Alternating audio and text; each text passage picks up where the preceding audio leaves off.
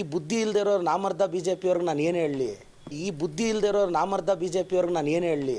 ಈ ಬುದ್ಧಿ ಇಲ್ಲದೆ ಇರೋರು ನಾಮರ್ದ ಬಿ ಜೆ ಪಿಯವ್ರಿಗೆ ನಾನು ಏನು ಹೇಳಲಿ? ಚಿಕ್ಕಬಳ್ಳಾಪುರ ನಗರದಲ್ಲಿ ಬ್ಯಾನರ್ ವಿಚಾರ ಮತ್ತೆ ರಾಜಕೀಯ ಬಣ್ಣ ಪಡೆದುಕೊಂಡಿದೆ. ನಗರವನ್ನ ಫ್ಲೆಕ್ಸ್ ಹಾಗೂ ಬ್ಯಾನರ್ ಮುಕ್ತಗೊಳಿಸುವಂತೆ ಶಾಸಕ ಪ್ರದೀಪ್ ಈಶ್ವರ್ ಈ ಹಿಂದೆ ಅಧಿಕಾರಿಗಳಿಗೆ ಸೂಚನೆ ನೀಡಿದ್ರು. ಬಿಜೆಪಿ ಕಾರ್ಯಕ್ರಮದ ಸಂದರ್ಭದಲ್ಲಿ ನಗರದಲ್ಲಿ ಬ್ಯಾನರ್ಗಳು ಕಂಡುಬಂದಾಗ ಬಿಜೆಪಿ ಮುಖಂಡರನ್ನ ತೀವ್ರವಾಗಿ ತರಾಟೆಗೆ ತೆಗೆದುಕೊಂಡು ಬಿಜೆಪಿಗರು ಬುದ್ಧಿ ಇಲ್ಲದ ನಾಮರ್ದರು ಎಂದು ವಾಗ್ದಾಳಿ ನಡೆಸಿದ್ರು. ಇದೀಗ ಅದೇ ನಗರದಲ್ಲಿ ಸ್ವಾತಂತ್ರ್ಯ ದಿನಾಚರಣೆ ಹಿನ್ನೆಲೆಯಲ್ಲಿ ಸಚಿವ ಭೈರತಿ ಸುರೇಶ್ ಅವರನ್ನ ಸ್ವಾಗತಿಸುವ ಬ್ಯಾನರ್ಗಳು ಅಳವಡಿಕೆಯಾಗಿರುವುದು ಹೊಸ ವಿವಾದಕ್ಕೆ ಕಾರಣವಾಗಿದೆ.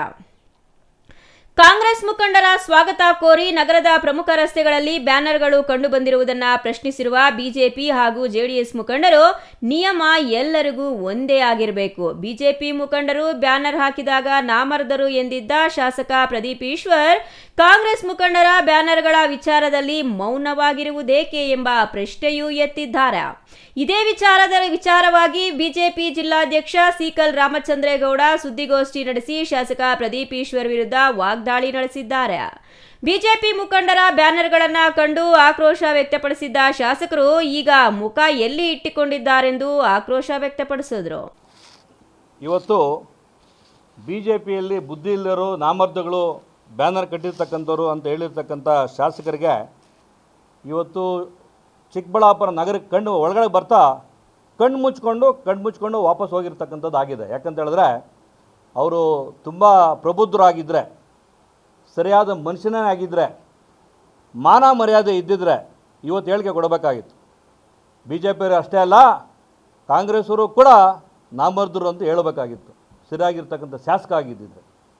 ಇವತ್ತು ಇದು ಒಳ್ಳೆಯದಲ್ಲ. ಜನ ನೋಡ್ತಾ ಇದ್ದಾರೆ, ತೀರ್ಮಾನ ಮಾಡ್ತಾರೆ.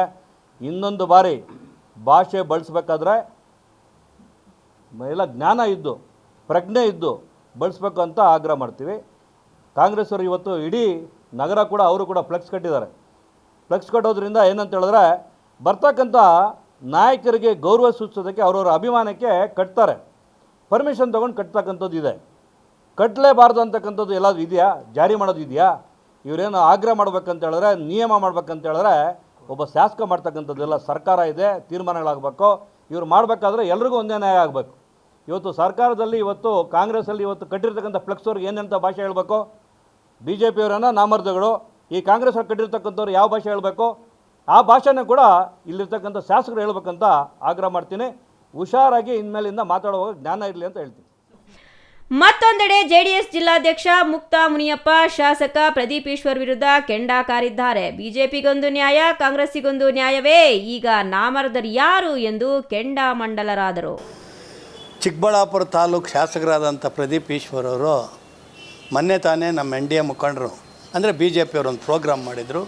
ಆವಾಗ ವಿಜೇಂದ್ರ ಅವ್ರದ್ದು ಮತ್ತು ನಮ್ಮ ನಾಯಕರದ್ದು ಫೋಟೋಗಳು ಹಾಕಿದಾಗ ಆ ಫೋಟೋಗಳ ವಿಚಾರಕ್ಕೆ, ಫಿಕ್ಸ್ ಹಾಕಿರೋ ವಿಚಾರಕ್ಕೆ ಈ ಎಮ್ ಎಲ್ ಎ ನಾಮರ್ದವರು ಬಿ ಜೆ ಪಿಯವರು ಅಂತ ಹೇಳಿದ್ರು.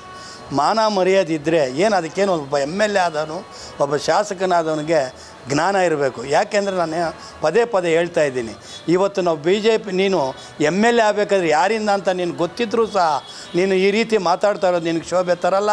ಒಬ್ಬ ಯುವಕನಾಗಿ ಈ ರೀತಿ ವರ್ತನೆ ಮಾಡೋದು ತಪ್ಪು. ನಾಮರ್ದರು ಅಂದರೆ ಏನರ್ಥ? ಆಯಿತು, ನಾಮರ್ದರು ಅಂತ ಹೇಳ್ಬಿಟ್ಟು ಇವತ್ತು ಆಗಸ್ಟ್ 15ನೇ ತಾರೀಕು ಇಡೀ ಚಿಕ್ಕಬಳ್ಳಾಪುರದಲ್ಲಿ ಫ್ಲೆಕ್ಸ್ ಹಾಕಿದೆಯಲ್ಲಪ್ಪ, ಈಗ ಯಾರು ನಾಮರ್ದರು ನೀನೇ ಹೇಳಬೇಕು. ನಿನಗೆ ಅದು ತೃಪ್ತಿ ತರಬೇಕು, ನೀನೇ ಇದನ್ನು ನೋಡಿ ಕಲ್ತ್ಕೊಬೇಕು. ಇಲ್ದಿದ್ದು ಇಷ್ಟು ದಿನ ನಾನು ಸುಮ್ಮನೆ ಇದ್ದೆ, ಒಬ್ಬ ಜಿಲ್ಲಾಧ್ಯಕ್ಷನಾಗಿ ಮಾತಾಡೋದು ಬೇಡ, ಹೋಗ್ಲಿ ತಿಳ್ಕೊತಾರೆ ಒಬ್ಬ ಶಾಸಕರು ಅಂತ ನಾನು ಅರ್ಥ ಮಾಡ್ಕೊಂಡಿದ್ದೆ. ಇನ್ನು ಮುಂದೆ ನೀನು ಯಾವುದೇ ಇನ್ನು ಮಾತಾಡಿದ್ರೆ ಯಾವುದಕ್ಕೂ ಇನ್ನು ನಾವು ಬೆಲೆ ಕೊಡೋಕ್ಕಾಗಲ್ಲ. ದಯವಿಟ್ಟು ನಿನಗೆ ಎಚ್ಚರಿಕೆಯಿಂದ ಕೊಡ್ತಾ ಇದ್ದೀನಿ. ನಮ್ಮ ಕ್ಷೇತ್ರದ ಪಕ್ಕದ ಕ್ಷೇತ್ರದವರು ರವಿಕುಮಾರ್ ಮೊನ್ನೆನೂ ಮಾತಾಡಿದ್ದಾರೆ. ಇದನ್ನ ಎಚ್ಚರಿಕೆಯಿಂದ ನೀನು ಇನ್ನು ಮುಂದೆ ಏನೇ ಮಾತಾಡಬೇಕಾದ್ರೆ ಎಚ್ಚರಿಕೆ ಇರಬೇಕು. ಇವತ್ತಿರ್ಬೋದು ಸರ್ಕಾರ, 28ಕ್ಕೆ ಸರ್ಕಾರ ಏನಾಗುತ್ತೆ ಅಂತ ಆಲೋಚನೆ ಮಾಡಿಕೊಂಡು ಮಾತಾಡು. ನೀನೇನೋ ಇವ್ರನ್ನ ಬೈದರೆ ಅವ್ರನ್ನ ಬೈದರೆ ಪಕ್ಷಗಳಾಗೋದು ನಾಮಾರ್ದ್ರ ಬಿ ಜೆ ಪಿಯವರು ಅಂದರೆ ಕಾಂಗ್ರೆಸ್ನಲ್ಲಿ ನಿನಗೇನೋ ಗೌರವ ಬರ್ತದೆ ಅಂತ ತಿಳ್ಕೊಂಡಿದ್ರೆ ಅದು ಸುಳ್ಳು. ಯಾಕಂದರೆ ಮೊನ್ನೆ ತಾನೇ ನಿಮ್ಮ ರಾಜ್ಯಾಧ್ಯಕ್ಷರಂತ ಹರಿಪ್ರಸಾದ್ ಅವರು ಯಾರು ಮನೆಗೆ ಹೋದೋದು ಅಂತ ನಿನಗೆ ಗೊತ್ತಾಗಿ ನಿನಗೇನು ಮಾತಾಡಬೇಕು, ಯಾವ ರೀತಿ ಮಾತಾಡಬೇಕು ಅನ್ನೋದು ಗೊತ್ತಾಗ್ತಾ ಇಲ್ಲ.